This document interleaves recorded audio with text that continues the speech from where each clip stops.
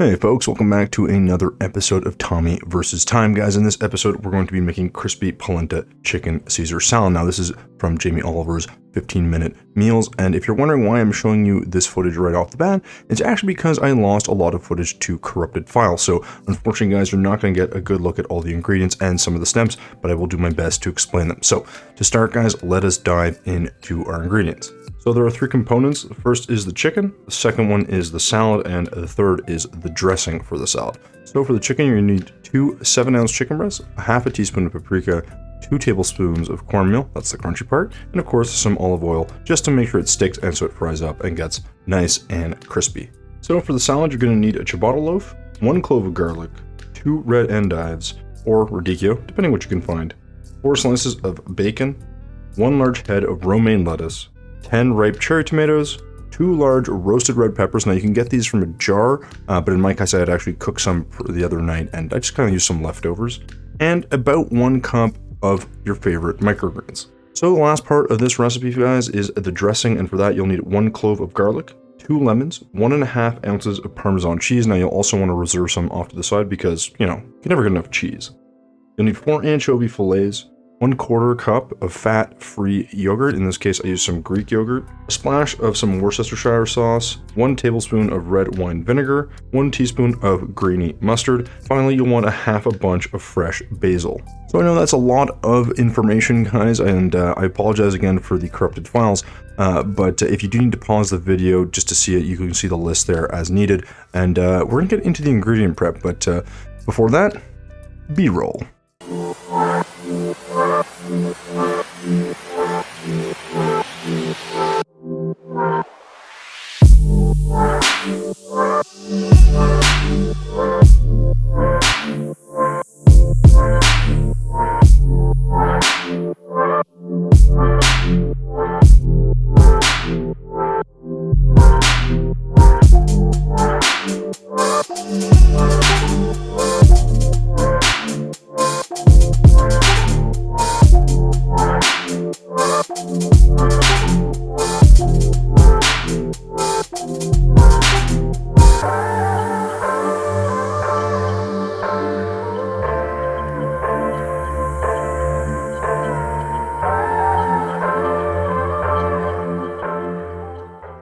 So let's not get too distracted. So what you're wanting to do now, guys, is grab your chicken, put on some salt, some pepper, your smoked paprika, some cornmeal, and then your olive oil, rub it around and give it a quick flattening with a rolling pin or whatever tool you have around. You'll then want to put that into a pan at medium-high heat. So next, guys, we're going to start talking about the salad, and of course, we're going to start with our dressing.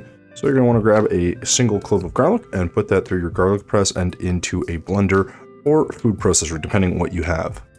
Now, it truly would not be a Caesar salad if we did not add anchovies, so of course we're going to add our 4 anchovy fillets here, along with a squeeze of lemon. Once we've added our lemon, we're going to add our splash of Worcestershire, or however you say it. This will pair nicely with our mustard, which we're going to add next, and this is 1 teaspoon of grainy mustard, followed by some red wine vinegar. In this case, I used sherry. And now we're going to add something a bit different, which is our yogurt. And this is not traditional, but this fat-free yogurt makes a nice creamy sauce and adds a lot of flavor. Once we've added our yogurt, we're then going to grab our basil and quickly tear that in half and throw it directly into the pot. Another staple ingredient to a dressing like this is, of course, Parmesan cheese. So we're going to grab a bunch of that, about 1 ounce right here, and just toss that in. And with the magic of editing, we're going to unscrew the top of our blender here, and you will see a beautiful pale green, aromatic, and quite tasty Caesar dressing. And of course, guys, taste it, see if you need more salt or more acid, more lemon, whatever is needed. Just give it a taste and then adjust accordingly. Now we're going to move to our toasting bread, which we're going to take off the heat here and just rub it very quickly with a piece of garlic. Now this did work a lot better this time than when I did it previously, but it's a good little trick to add a little bit of flavor. With that done, we're going to go back to our stovetop and add our bacon to our pan. This is on a medium heat, guys. It'll take about 3 or 4 minutes per side to render the fat. And don't worry, I didn't leave out the beautiful sizzling sounds.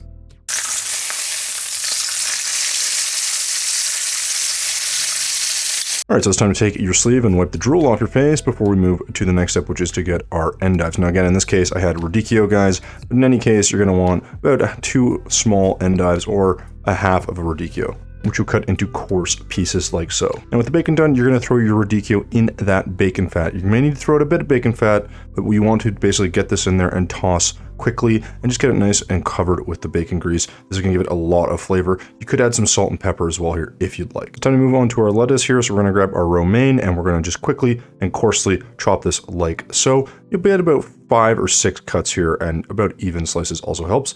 Move that to the side. We're getting into our cherry tomatoes, and here we use about 10, but you can use more if you like. So with our tomatoes chopped, we're going to move to our bacon and do the same thing. Just give this a quick chop, and yeah, try not to eat too much if you can. And then next we're going to chop up our grilled red peppers. Again, guys, you can use more or less if you want. I had leftovers here, so I just used that.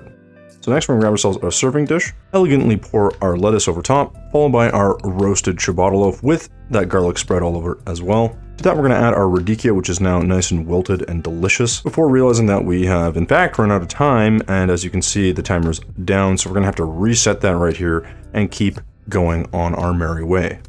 With the timer reset, it's time to add our roasted red peppers. You're going to kind of put these all around here. You can see it gives a nice pop of color, as do the tomatoes, which is what we're going to add next. On top of the tomatoes, you're going to add your crispy polenta chicken here, and you can start to see this starting to look like a pretty healthy sized platter.